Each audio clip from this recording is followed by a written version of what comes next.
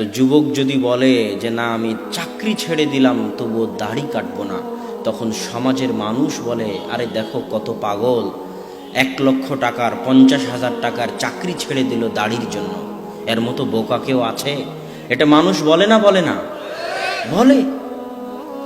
আসলে বোকাকে, আসলে পাগলকে, আসলে মূর্খকে?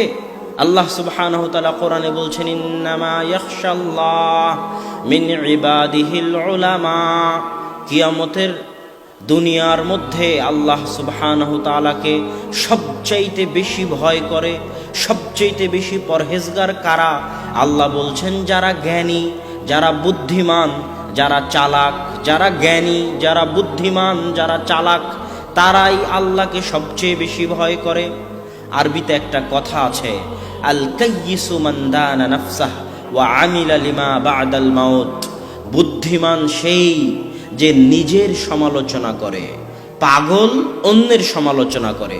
আর বুদ্ধিমান রাতে ঘুমানোর আগে ভাবে আজকে সারা দিনে আমি কি কি খারাপ কাজ করেছি, কি কি ভুল কাজ করেছি, নিজেই নিজের সমালোচনা করে। এটাকে বাংলায় বলা হয় আত্মসমালোচনা।